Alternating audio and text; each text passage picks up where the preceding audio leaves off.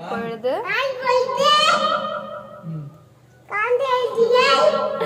தேடிய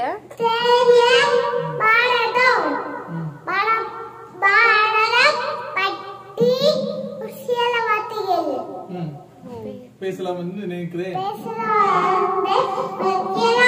very good very good. ஒளி படைத்த கண்ணினாய் ஒளி படைத்த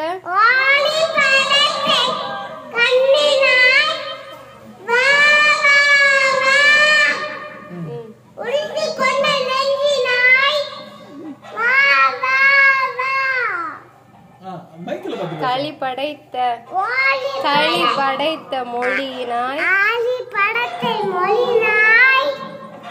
வா